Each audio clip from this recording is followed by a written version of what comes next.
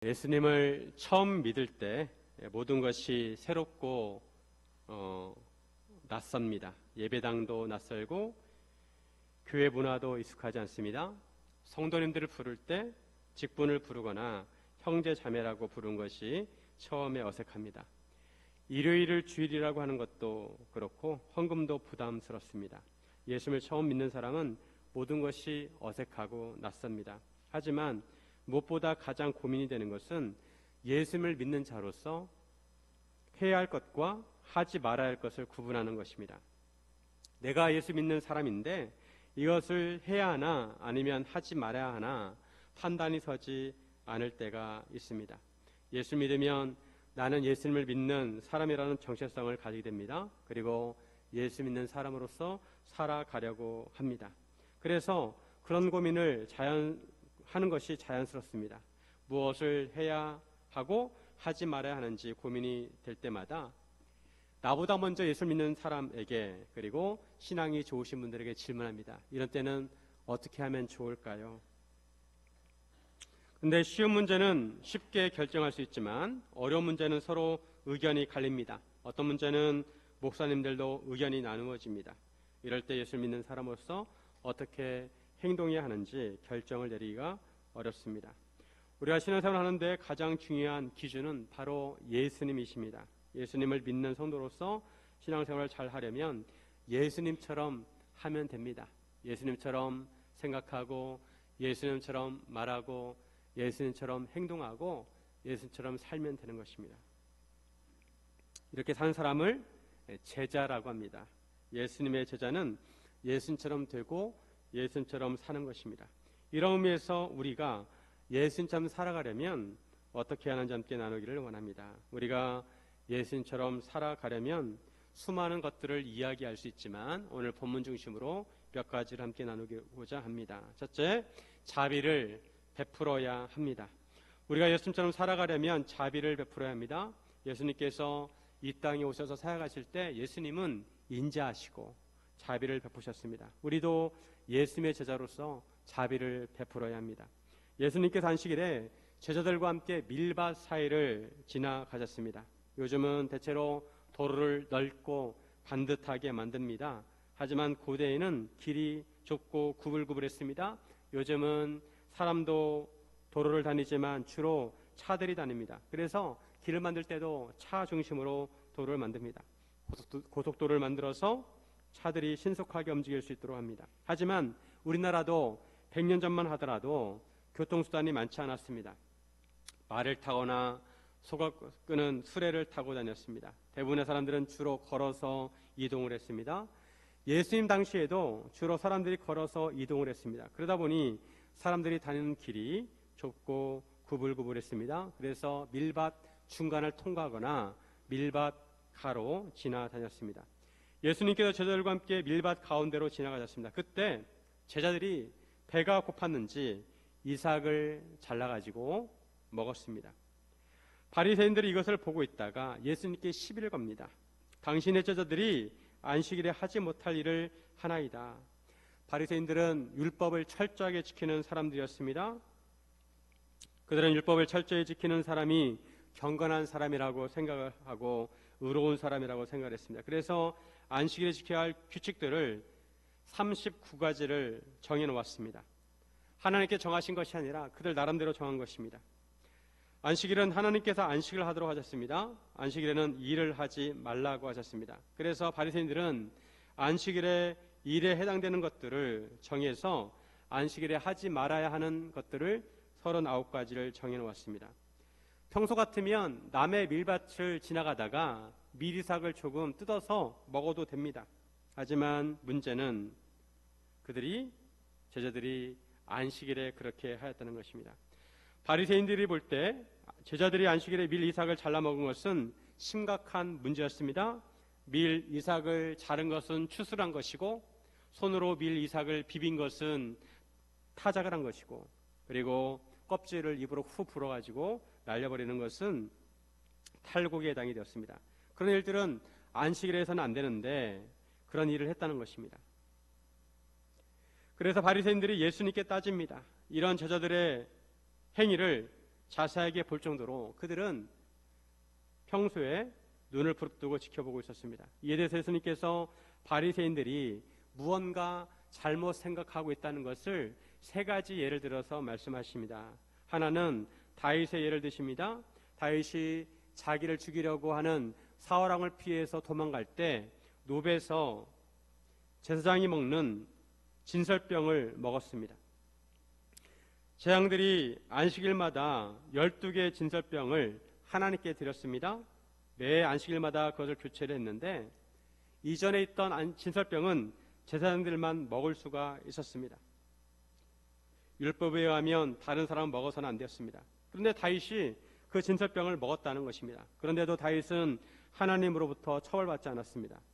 여기에는 하나님께서 용납하실 만한 이유가 있다는 것입니다. 아무리 제사장들만 먹을 수 있는 진설병이라 하더라도 생명이 위급한 사람이라면 그 사람을 구하는 차원에서 진설병을 먹을 수 있다는 의미도 있고, 다윗은 예수님의 모형이기에 다윗이 진설병을 먹는 것이 문제가 되지 않는다는 의미도 있습니다. 즉 율법도 중요하지만 하나님의 사람이 중요하다는 것입니다. 그리고 안식일에 제사장들은 성전 안에서 안식을 범하여도 죄가 없다고 하십니다. 이것은 바리새인들도 잘 알고 있었습니다. 안식일에는 일을 내서는 안 됩니다. 그런데 안식일에 하나님께 드리는 제물이 평소보다 더 많기 때문에 제사장들 입장에서는 더 많은 일을 해야 합니다.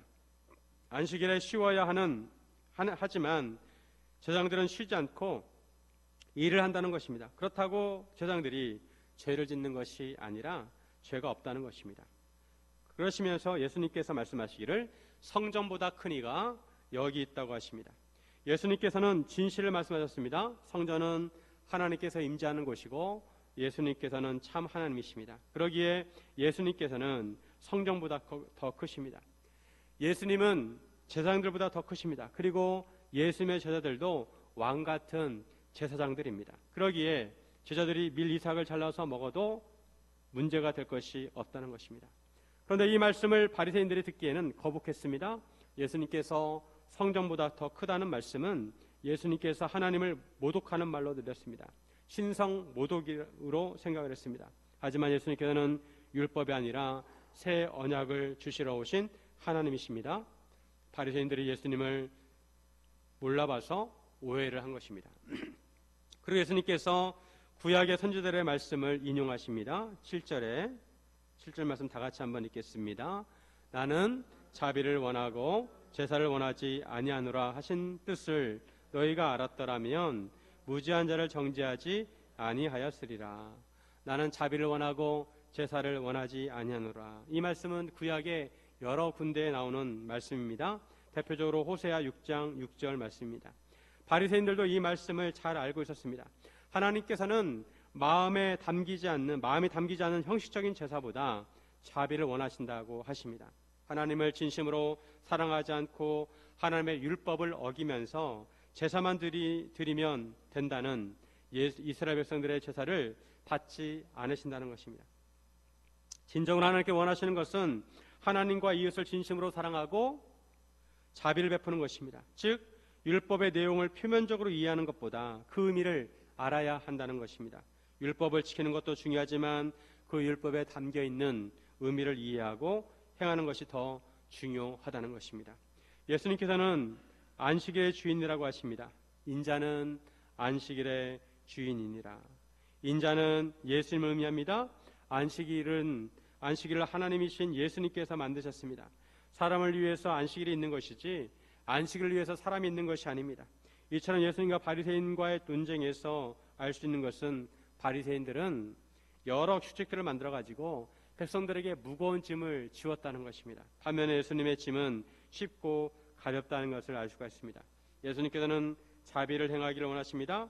은혜를 베푸시기를 원하십니다. 그리고 우리도 자비를 베풀기를 원하십니다. 바리새인들처럼 자기들만의 엄격한 기준을 가지고 사람들을 차별하지 말고 사랑과 긍휼을 베풀기를 원하십니다. 산상수훈에서 예수님께서는 오리를 억지로 가려고 하면 십리를 동행하고 속옷을 달라고 하면 겉옷까지 주라고 하셨습니다. 그리고 구하는 자에게 주며 내게 꾸고자 하는 자에게 거절하지 말라고 하셨습니다. 현대사회는 경쟁사회입니다. 경쟁이 치열합니다. 그래서 조금이라도 남보다 더 가지려고 하고 남보다 더 앞서려고 합니다. 이처럼 기본적으로 경쟁의식을 가지고 살다 보면 본능적으로 남에게 양보하기보다 남을 이기려고 합니다. 운전할 때도 다른 차들보다 더 빨리 가려고 합니다. 그런데 다른 사람보다 조금 빨리 가는 것이 어떤 의미가 있을까요? 기껏해야 조금 일찍 도착하는 것입니다.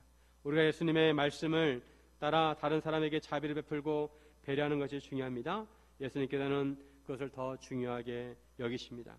그러려면 우리 마음에 믿는 자로서의 여유가 있어야 합니다. 사람들에게 인색하게 대하지 말고 그들을 자비롭고 긍휼한 마음으로 대해야 하는 것입니다. 사랑하는 여러분, 자비를 베푸시기를 주님의 이름으로 축원드립니다. 둘째, 하나님의 선을 행해야 합니다. 우리가 예수님처럼 살아가려면 착하게 살아야 합니다. 요즘은 착하게 살라고 하면 좋은 의미가 아니라 좋지 않은 의미로 받아들입니다. 그럼에도 우리는 하나님의 선을 행해야 합니다. 예수님께서 그것을 떠나 회당에 들어가셨습니다. 회당은 바리새인들의 집이라고 할 수가 있습니다. 회당은 바리새인들의 홈그라운드입니다. 예수님께서는 가시는 곳마다 회당에서 말씀을 가르치곤 하셨습니다. 그런데 그 회당에 한쪽 손 마른 사람이 있었습니다. 손이 말랐다는 것은 손이 마비되어서 움직일 수 없다는 것입니다. 한쪽 손을 다쳐서 사용하지 못하면 얼마나 불편한지 모릅니다. 한쪽 손이 부러져서 기부스하거나 손가락도 움직일 수 없으면 모든 생활에 지장이 있습니다. 머리를 감는 것도 불편하고 씻는 것도 불편하고 물건을 나르는 것도 불편합니다. 일을 할 수가 없습니다. 일상생활을 하는데 지장이 있습니다. 두 손으로 해야 하는 일을 하지 못합니다. 그 사람 입장에서는 손이 낫는 것이 가장 큰 소원입니다. 하지만 보통 사람은 그 사람의 입장이 되기 전까지는 그 사람의 입장을 잘 이해하지 못합니다. 사람들이 예수님을 고발하려고 예수님께 질문을 합니다. 안식일에 병을 고치는 것이 옳으니까? 바리새인들이 예수님께 함정을 판 것입니다. 앞에서 바리새인들은 안식일에 예수님의 제자들이 밀 이삭을 잘라먹는 것을 가지고 시비를 걸었지만 예수님의 대답에 반박할 수가 없었습니다. 하지만 바리새인들은 예수 말씀을 듣고 수긍한 것이 아니라 안식일 논쟁을 이어가려고 했습니다. 즉 안식일을 지키는 문제에 있어서 자기들이 옳다는 것을 주장하고 싶었습니다. 예수님께서 안식일에 대해서 하신 말씀에 동의할 수 없다는 것입니다. 그래서 바리새인들은 예수님께서 빠져나갈 수 없는 상황을 만들어 놓고 안식일에 대한 질문을 한 것입니다. 그들은 평소에 예수님께서 사역을 하실 때 안식일에도 병자들을 치유하시는 것을 알고 예수님에게 그 부분에 대해서 문제 제기를 하였습니다. 안식일에 병을 고치는 것이 옳습니까? 바리새인들이 정한 기준에 따르면 병을 고치는 것은 일이기 때문에 안식일에 병을 고치는 것은 옳지 않은 일입니다. 이것이 그들의 기준입니다. 하지만 예수님은 그들의 기준을 따르지 않으셨습니다. 예수님께서 이렇게 말씀하십니다. 어떤 사람이 양 한 마리가 있는데 안식일에 구덩이에 빠졌다면 그것을 끌어내지 않겠느냐? 양은 목축업을 하는 이스라엘 사람들에게 가장 가깝고 친근한 동물입니다. 목자가 양 한 마리를 잃어버리면 99마리는 버려두고 한 마리를 찾기 위해서 산과 들로 다니면서 찾아 나섭니다. 그 정도로 이스라엘 백성들은 양 한 마리를 소중하게 생각했습니다. 그런 양이 안식일에 구덩이에 빠진 것입니다. 그럴 때 어떻게 하는 것이 옳을까요? 양을 구덩이에서 끄집어내는 것은 일입니다. 안식일에는 일을 해서는 안 됩니다. 바리새인들은 이런 경우에 안식일에 양이 구덩이에 빠졌으면 그 구덩이에 양이 먹을 수 있는 풀을 던져주고 구덩이에 내버려 두었다가 안식일이 지나면 양을 끄집어내었다고 합니다. 이스라엘에서는 해가 지면 안식일이 시작이 됩니다. 해가 지면 하루가 시작이 되기 때문에 금요일 해가 질 때 안식일이 시작이 되고 토요일 해가 질 때까지 안식일입니다. 안식일에 사람이 다쳤어도 사람을 치료하는 것은 일이 되기 때문에 사람의 생명이 위급하지 않으면 응급처치를 하고 안식일이 지난 다음에 치료를 하였습니다. 하지만 그들도 너무 위급한 상황이면, 사람의 생명이 너무나 위독하면, 또 양도 너무나 위급한 상황이면 구덩이에서 끄집어내었습니다. 그런데 이런 양보다도 사람이 귀합니다. 12절에 보시면 사람이 양보다 얼마나 더 귀하냐, 그러므로 안식일에 선을 행하는 것이 옳으니라 하시고, 예수님은 아주 상식적으로 말씀하셨습니다. 국어사전에 상식은 사람들이 보통 알고 있거나 알아야 하는 지식이라고 나옵니다. 사람과 양 중에 어느 쪽이 더 귀하냐 하면 사람이 더 귀합니다. 이것은 상식적인 차원에서도 그렇습니다. 그리고 성경적인 관점에서도 그렇습니다. 요즘은 정의 내리기도 어려운 시대라서 물질주의를 신봉하는 사람들은 동의하지 않을 수 있습니다. 그들은 사람이나 강아지나 같은 권리를 가졌다고 생각할 수 있습니다. 성경적인 관점에서 생각하면 사람이 양보다 귀합니다. 사람은 영적인 존재입니다. 하나님의 형상과 하나님의 모양대로 지음받았습니다.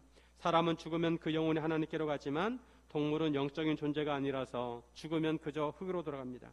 요즘은 집에서 강아지를 많이 기릅니다. 그래서 성도들이 착각하기 쉬운 것이 강아지에게도 영혼이 있다고 생각을 합니다. 그래서 집에서 키우던 강아지가 죽으면 장례 예배를 드려달라고 하는 성도들도 있다고 합니다.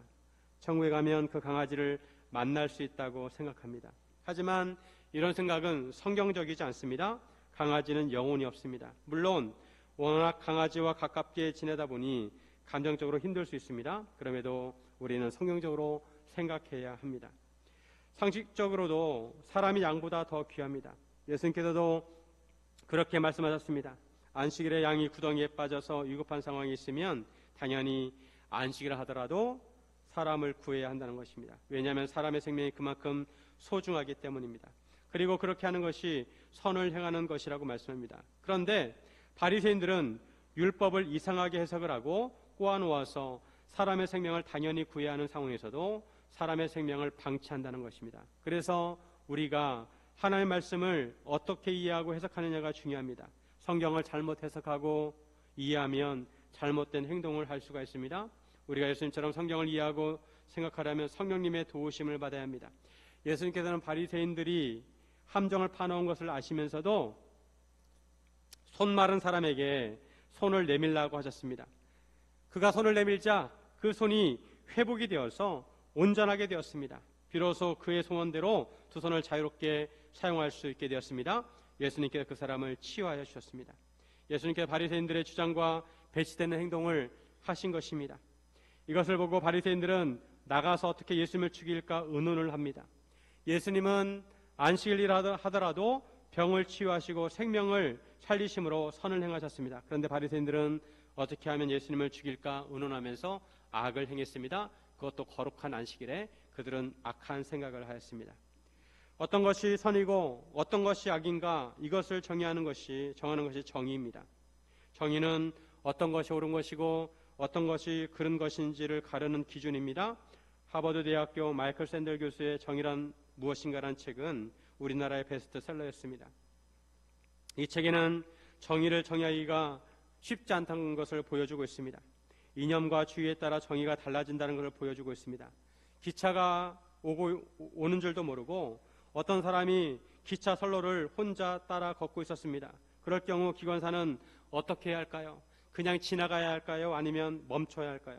기차를 갑자기 멈추면 많은 승객들이 죽을 수 있습니다.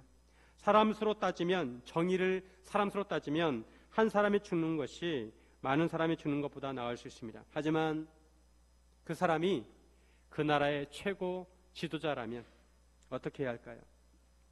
만약 그 사람이 그 기관사의 아들이라면 어떻게 해야 할까요?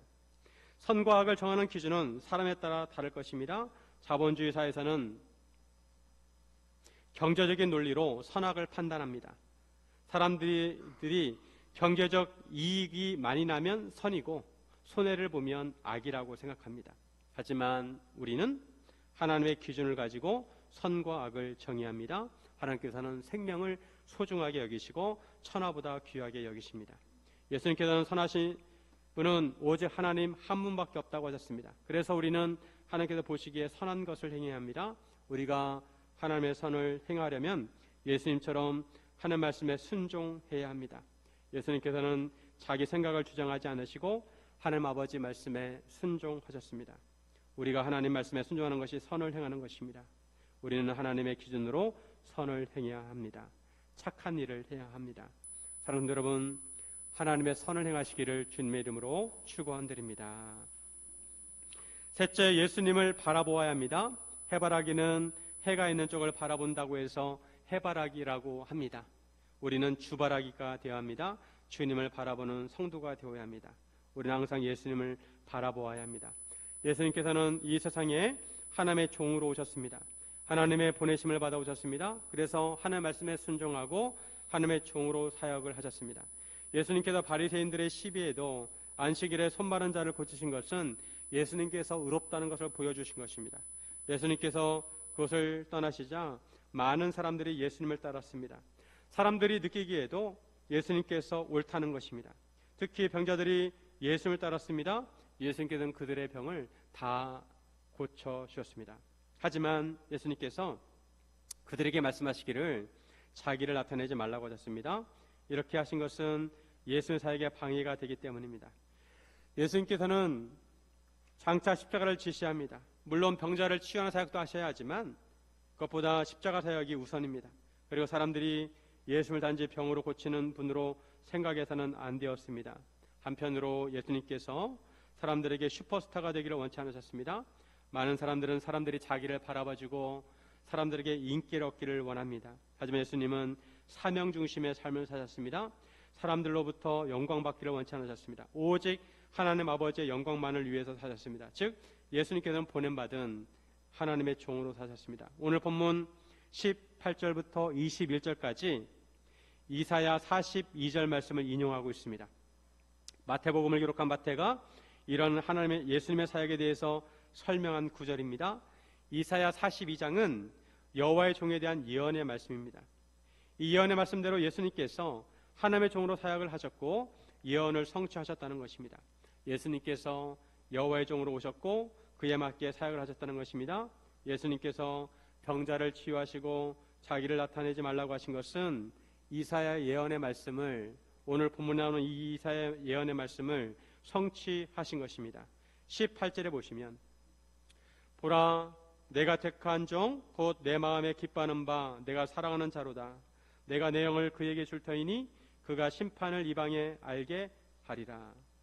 예수님은 하나님께 택하신 종이고 하나님 마음에 기뻐하시는 분이시고 하나님께서 사랑하시는 자이십니다. 예수님께서 세례를 받으실 때 그리고 변화산에서 변화하실 때 하나님께서는 예수님에게 이는 내 사랑하는 아들이요 내가 기뻐하는 자라고 하셨습니다. 하나님께서 하나님의 영을 예수님에게 주실 것이고 예수님께서 심판을 이방에게 맡겨 이방에 알게 하실 것이라고 하십니다. 쉬운 성경에 보면 마지막 구절이 그가 이방 사람에게 정의를 선포할 것이라고 되어 있습니다. 예수님의 복음이 결국 이방 사람들에게도 전파되고 그들도 의롭게 된다는 것입니다. 또한 예수님께서는 다투지도 아니하시고 둘레지도 아니하시고 아무도 길에서 그 소리를 듣지 못할 것이라고 예언하였습니다. 예수님께서는 다투지도 아니하시고 큰 소리로 떠들지도 않으셨습니다. 유대인들과 논쟁을 하셨지만 유대인들이 예수님을 시험할 때마다 예수님께서는 지혜롭게 대답을 하셨습니다. 예수님께서는 사역을 하시면서 소랑스럽게 하지 않으셨습니다. 조용하게 사역을 하셨습니다. 예수님께서 하실 일을 하셨습니다. 일부러 사람들의 주목을 끌려고 하지 않으셨습니다. 그리고 예수님께서는 상한 갈대를 꺾지 않으셨습니다. 20절 말씀 같이 한번 있습니다. 20절 상한 갈대를 꺾지 아니하며 꺼져가는 심지를 끄지 아니하기를 심판하여 이길 때까지 하리니. 예수님께서는 하찮게 여겨지는 사람도 무시하지 않으십니다. 상한 갈대는 쓸모가 없습니다.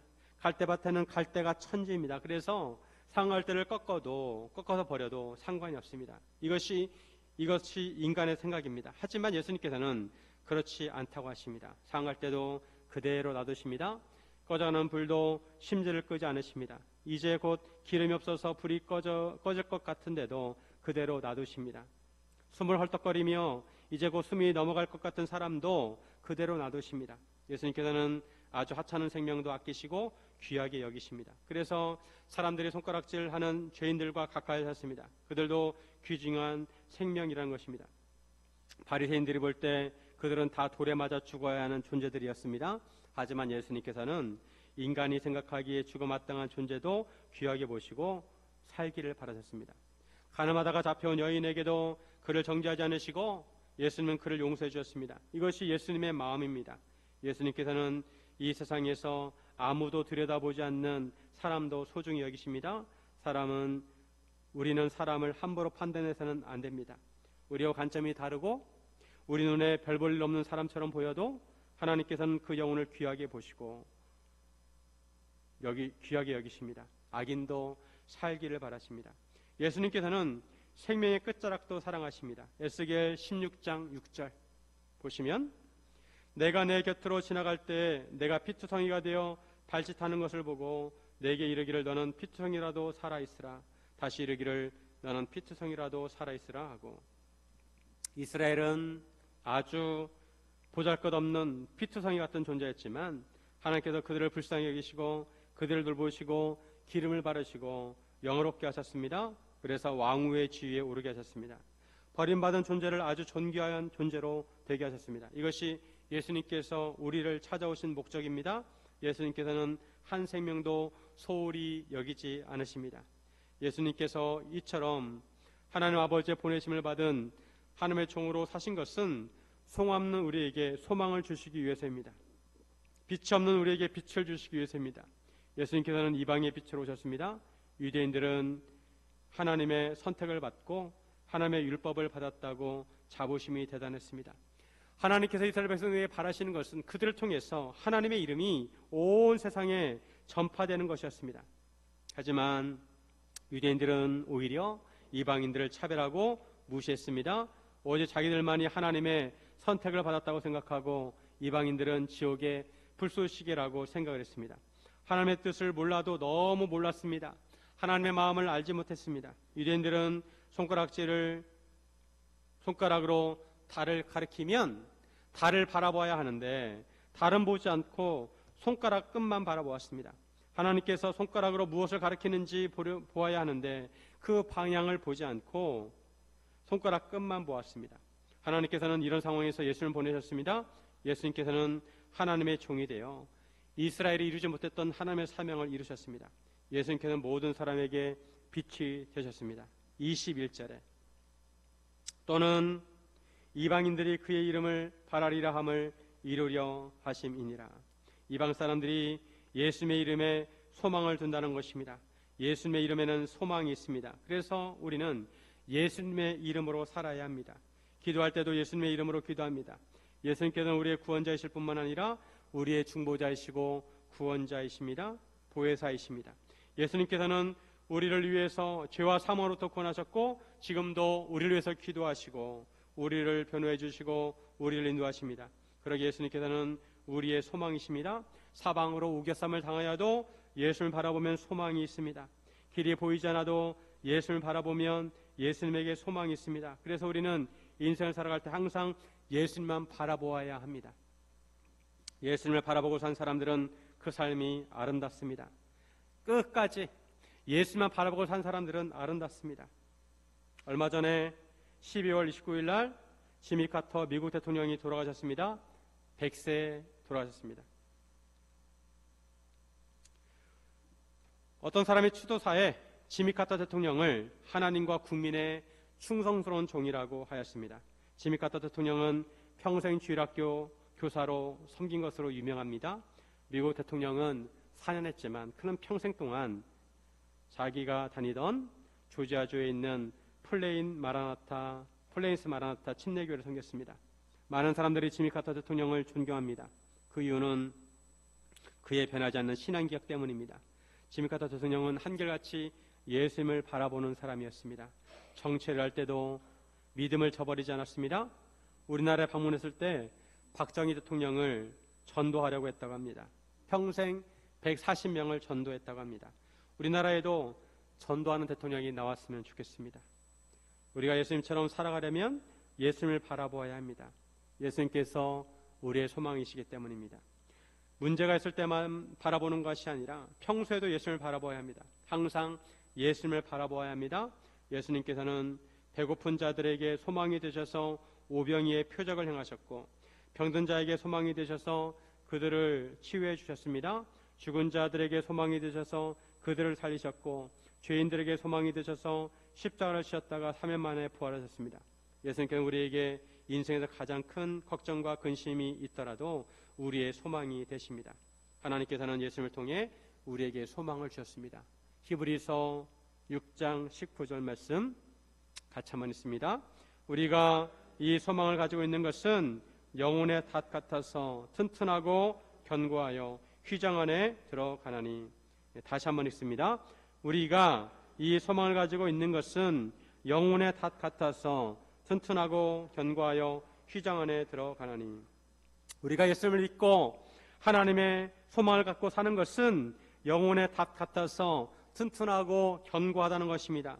닷은 배가 흔들리지 않게 합니다. 우리가 세상 풍파에 흔들리기 쉽지만 예수님을 통한 소망을 갖고 있다면 우리 영혼이 흔들리지 않는다는 것입니다. 그리고 하늘의 지성소의 휘장을 열고 그 안으로 들어가게 됩니다. 예수님은 우리의 소망이십니다. 우리는 예수님을 바라보아야 합니다. 그리고 이것을 해야 될까 하지 말아야 될까 그런 생각이 고민이 될 때마다 예수님이라면 어떻게 하셨을까 생각하시기 바랍니다. 예수님이라면 이 순간에 어떻게 하셨을까?